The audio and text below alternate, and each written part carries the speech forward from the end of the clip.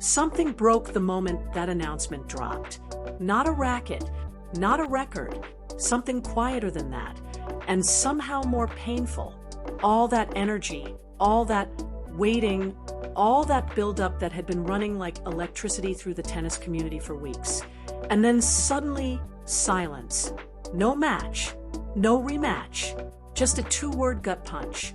Alex's health.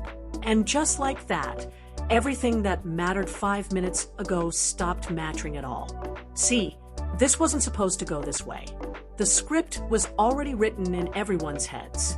The comeback, the statement, the moment where Alex steps onto that court and answers every question that had been left hanging since the last time these two faced each other. Fans had been living in that anticipation for weeks.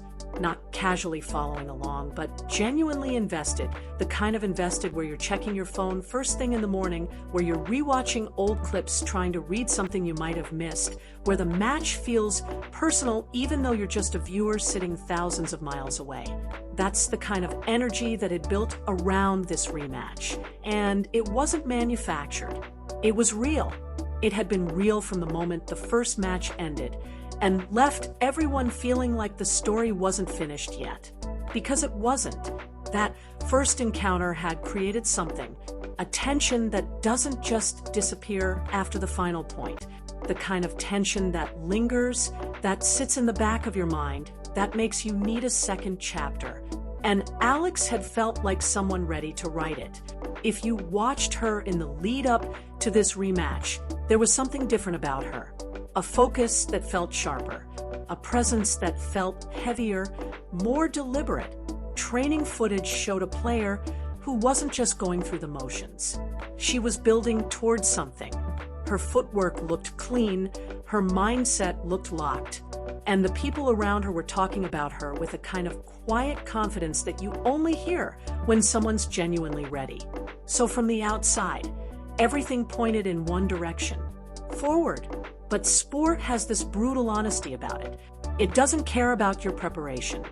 It doesn't care about your narrative. It doesn't care that thousands of people had cleared their schedules and that the momentum was perfectly aligned. The body operates on its own timeline, and sometimes that timeline doesn't match the one you've planned. And that's the hardest part about what happened here, because this wasn't a controversy. It wasn't a decision that someone made behind closed doors.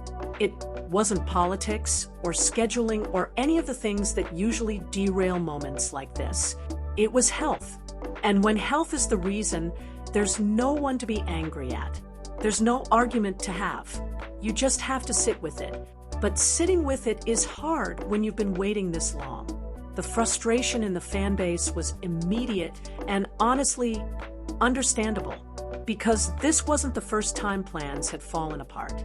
There had already been disruptions, already been moments where the story seemed ready to continue and then got interrupted. So when it happened again, some people snapped, some people vented, and you can't fully blame them for that reaction, even if the reason this time was something nobody could have controlled. But here's what's interesting. Even in the middle of that frustration, something shifted pretty quickly. Because the moment the word health was used, the conversation changed tone almost immediately. The match complaints started fading. The rivalry talk went quiet. And what replaced it was something more human. Concern. Genuine concern. Not the performed kind you sometimes see online, but actual worry from people who had been following Alex closely enough to feel something when her name appeared next to the word unwell. And that says a lot. It says a lot about how people feel about her, about what she means to this sport, and about the kind of presence she's built, not just as a competitor, but as someone people have genuinely connected with. Now, here's where it gets complicated. Nobody really knew what happened. And in that vacuum of information, the internet did what the internet always does. It filled the silence with speculation. Some people were convinced it was exhaustion, that the intensity of her preparation had pushed her body past a point it couldn't recover from in time. Others thought it was something physical that had been quietly building, something she might have been managing for a while before it finally became impossible to ignore. And a smaller group worried it was something more serious than anyone was letting on. Nobody had answers. And the absence of answers has a weight to it. It changes how you feel about everything you thought you knew going in. Because suddenly you're not just wondering who would have won the match. You're wondering if she's okay. You're wondering what she's going through in private.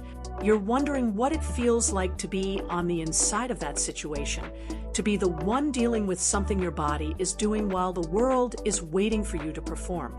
And that's the part that most coverage misses entirely, the human part. We talk about athletes in terms of results and rankings and match records, and we forget that they're going through something real when moments like this happen. Think about what Alex had been carrying going into this rematch. Weeks of intense preparation, the mental weight of expectation, the emotional investment of wanting to prove something after the way the first match had ended. That's not small. That's a lot to carry. And then, right at the edge of the moment where all of it would finally be released, her body said no. That's a specific kind of helplessness. It's not losing a match. It's not making a mistake you can correct. It's your own physical condition becoming the barrier between you and the thing you've worked toward. And you can't argue with it. You can't push through it the way athletes are taught to push through most things. You just have to stop. And stopping, for someone who's been building toward a moment like this, is one of the hardest things there is. What makes it even heavier is the timing. Athletes talk about momentum a lot, and it's not just a motivational concept. It's something real and measurable. When you've been training at a high level, when your mind and body are in a rhythm, when you're peaking at exactly the right moment, that state is fragile. It doesn't last indefinitely. And when it gets interrupted, you don't just pause and pick up where you left off. You have to rebuild it. You have to find your way back to that mental and physical space. And sometimes that journey takes longer than expected. So this isn't just about a postponed match. It's about what that postponement costs, not in a financial sense, but in the internal sense, the focus that took weeks to sharpen, the emotional readiness that had been built carefully over time. All of it now sitting in a kind of suspended state while recovery takes over. And recovery is uncertain. That's the thing nobody talks about enough. When an athlete steps away because of health, the timeline isn't always clear. Sometimes it's straightforward. Sometimes it takes longer than anyone expects. And the pressure of not knowing, of waking up every day with that question mark hanging over everything, is its own challenge entirely separate from whatever the physical issue actually is. For fans, the uncertainty is frustrating. For Alex, it's something else completely. It's personal. It's daily. It's the reality she's living in right now. And we're just on the outside watching, hoping the updates are good ones. But here's the thing I keep coming back to. In a sport that rewards toughness, that celebrates the athletes who play through discomfort, who find a way no matter what, moments like this can feel like a contradiction, like weakness if you're reading it wrong. But that's not what this is. What this actually is a reminder that the body has a ceiling, that there's a point where the toughness doesn't matter, where the willpower runs out of runway, and where the only honest response is to stop.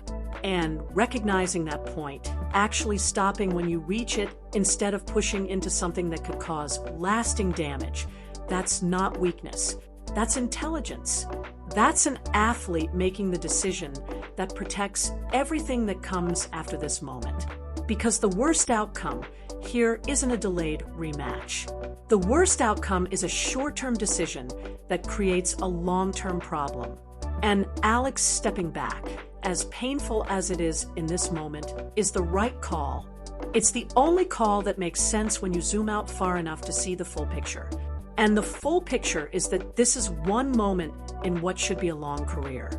One interruption in a story that has a lot of pages left. The rematch will happen.